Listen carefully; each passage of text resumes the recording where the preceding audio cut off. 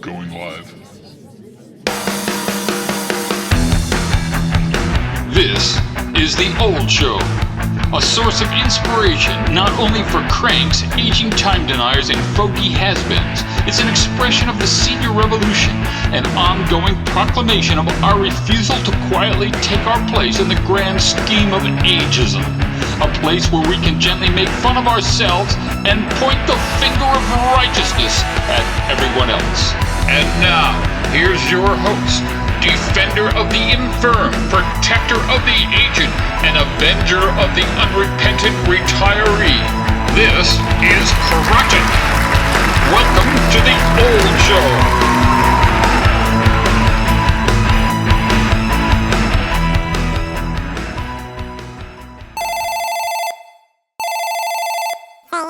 Yeah, hi, is this the Medicare Disadvantage program? Yeah, thanks. Medicare Disadvantage, that's you guys, right? You got the commercials on TV for open enrollment and that kind of thing. My supplemental Medicare coverage, I think it is, Medicare Disadvantage.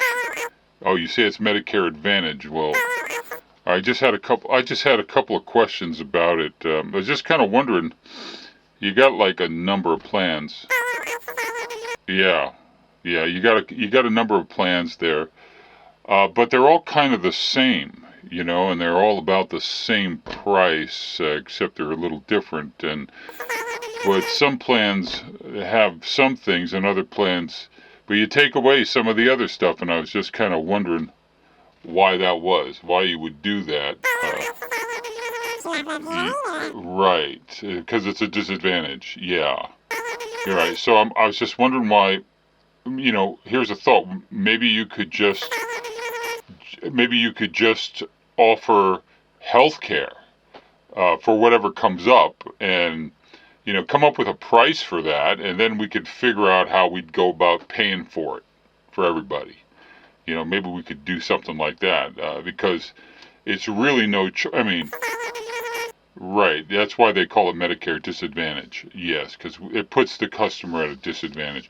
So the thing is, we just don't know when we have this enrollment period we have this enrollment period that I don't know if I'm getting cancer next year, so I don't know whether I need to make sure I can get that particular possible drug that I might need if I end up with cancer, versus whether I might get diabetes or have a brain tumor. I just don't know what I'm going to get, so it's really hard to plan. Right. That's why they call it Medicare Disadvantage. Right. I get that. So I just don't know why we can't just say, here's a health care plan. It covers everything. So that way everybody would be happy with it, because there would be nothing else they'd need to, ask for or need. And you could just put a price on. I don't care what the price is, because we can find ways of supplementing that, right? And actually making it an advantage. Because the way it is now, it's kind of scammy. It's kind of like a scam. I don't want to be offensive, but it sounds scary, because you've got 20 plans that basically cover all the same stuff, but not at once. Oh, it is a scam. Oh, okay. Well, it would really be great if you could just put that on the brochure. Save us all a lot of time. Thanks.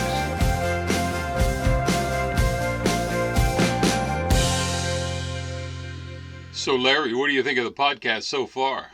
Oh, it's a podcast. Oh, a podcast. When I was a boy back in the 1900s, a podcast was a method of catching killer whales. It's time now for a Krotchett Rant.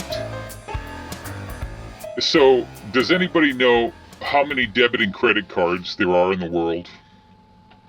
Well, let me tell you. According to the website Statistica, there were 22.1 billion credit cards. Well, that's more than 3 or 4 per each person. Now, that's amazing.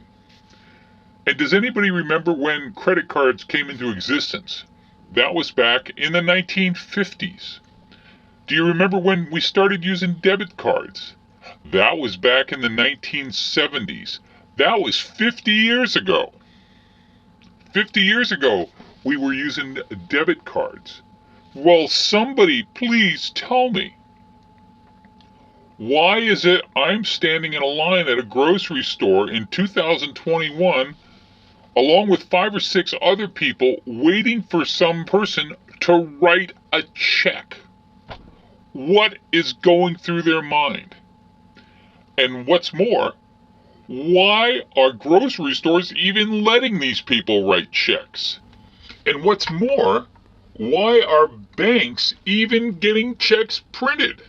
How is that even an option? It's like we should... how is that even an option? And why do they sell pens? Why on earth are we writing anything down anymore anyway? And paper, what is the point?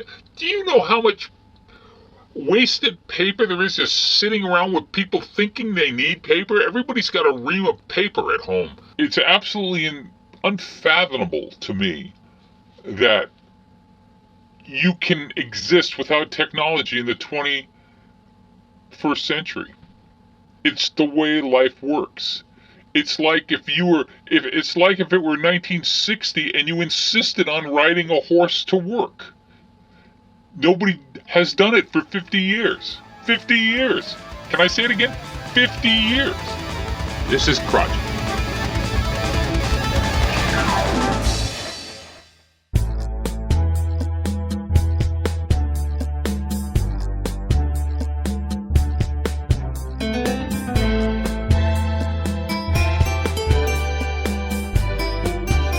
Everybody has to have a first job at some point. My first job was way back in the 60s. I sat on the loading dock with Trooper Mankins. He wasn't a trooper, that was his first name. A real trooper would be the last thing this skinny kid would end up being. He was too nice, too meek. I'll say it again, he was too nice. He's the guy that would jumpstart your car, even if you didn't have one. He'd give you the shirt off his back if you really wanted this sweaty, filthy thing. We became friends when we discovered that he was now dating my ex-girlfriend. He kept asking if it was all right, which of course it was. I hadn't seen her in a year or more, and so I had no problem with it. But Trooper found it awkward. He felt guilty anyway. He made me realize why so many other people don't have any integrity. Trooper had way too much of it. It was towards the end of July, and the sun was beating down on us something fierce. Still, it was a relief to get our 15-minute lunch break and get out of that sweatshop. We sat on the loading dock, situated in the rear of the textile factory. We had a view of a small pond adjacent to an old dump, consisting of rotting pallets and 50-gallon drums. Some drums empty, others unopened, each reeking of rust and whatever chemical concoction that would 2 years later find themselves the stars of the 60 Minutes TV episode. Thanks to the swamp that tucked itself in right next to that lake, multitudes of large black water snakes sunned themselves on the barrels of industrial phlegm, while a couple of rats waited patiently at the foot of the loading dock for Trooper or me to drop some food to them. We did that most every day, and the rats were now the size of house cats and even made the 5-foot-long water snakes reconsider the necessity of being in such close proximity. Our 15-minute lunch over, and we headed back inside, we could smell the strong chemical odors coming from the dyes we were about to apply to another bolt of fabric. We worked 10 hours a day, took 2 10-minute breaks at our station, and had one 15-minute lunch break at noon. There were no other bathroom breaks. About 25 people worked in the hole, all of us for minimum wage. In those days, corporate types hadn't figured out how to get illegal immigrants to do jobs for even less money, so small-town tycoons had to make do with the second-generation Polish and French peasants that had found their way to these miserable factory jobs once the war was over and their self-respect ran out. Inside, the factory lighting was poor. Even though our jobs required us to have clear vision to distinguish the colors we needed to apply to the cloth, long tables over 100 feet in length were set up side by side for the entire width of the factory floor. Bolts of fabric were already rolled out for the next order. This would be a 4-color order. The color stained our clothes, irritated our noses, and hid in our lungs. We were screen printing our way to cancer.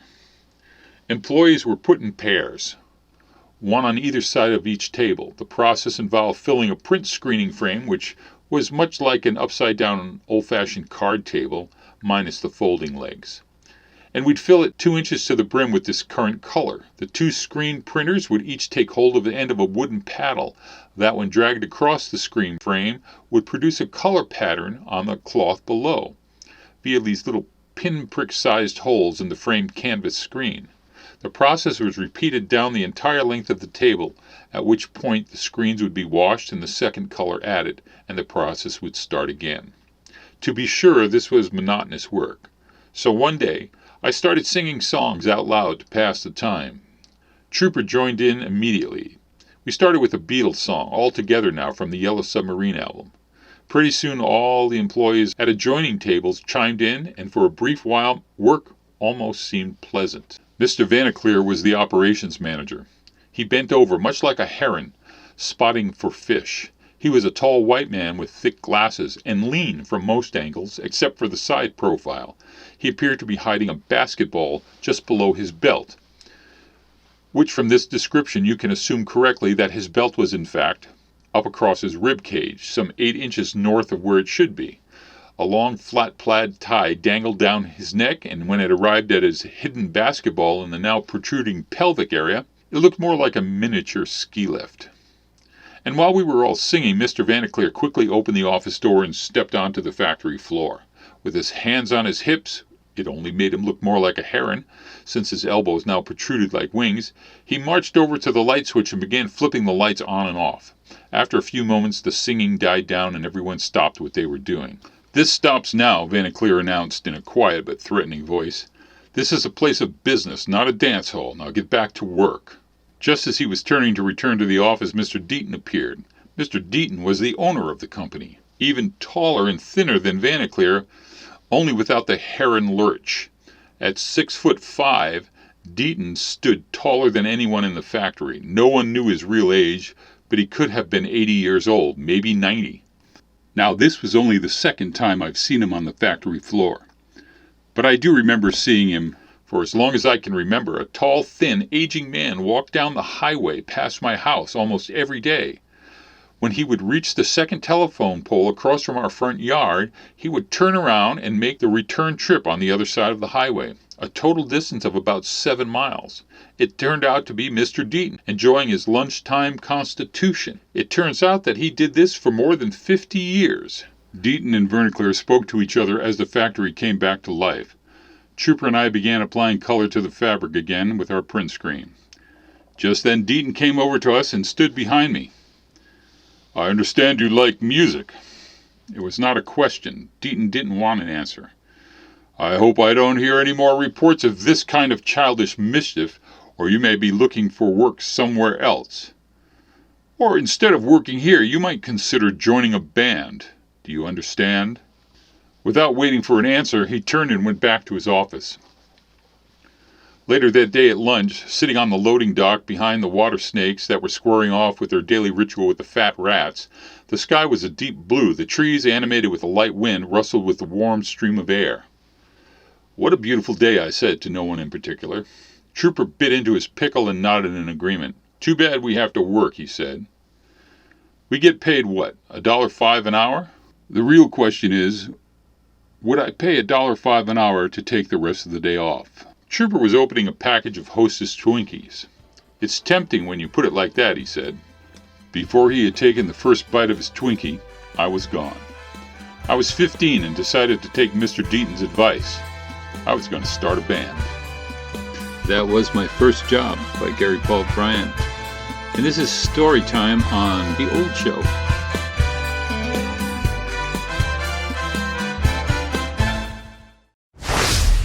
Okay, it's time to play that game we like to call What the Heck Was That? That's right, it's really a simple game. We're going to play something for 15 seconds, something from the 1930s to the 70s. Could be an excerpt from a television show, could be a little bit of a song, could be a quote from a movie, a famous speech. Your job is to guess what it is. Go to our website on theoldshow.com, click the message link and tell us the correct answer, and maybe you'll win something, and maybe you won't. So let's play it right now. Here comes that sound. You're going to have 15 seconds, and that will be that. Starting now.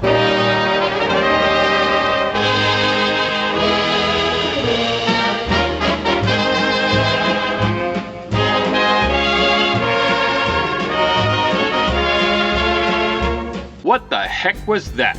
If you know what that was, just go to our website at theoldshow.com, leave us an audio message. Tell us what you think it was, and if you're right, we'll send you something really cool. On the other hand, we may not do anything. You know, we're busy, we're old, we're cranky, but that's how we do it on The Old Show. Thanks for playing. What the heck was that?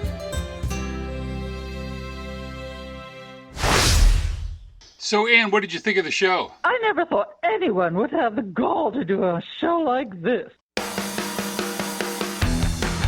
Well, there's that music again, letting us know it's time to say goodbye for now. We want to thank our guests, our great support team and technical staff, none of whom we'll recognize or remember tomorrow. Join us again soon for another adventure of resistance aging on The Old Show. And be sure to visit us at theoldshow.com. We always want to hear from you. Some supporting audio portions of the program were made available through the Creative Commons license and provided by the Internet Archive. The Old Show is a production of Gary Ball Bryant and is available online. Thanks for stopping by. The Old Show.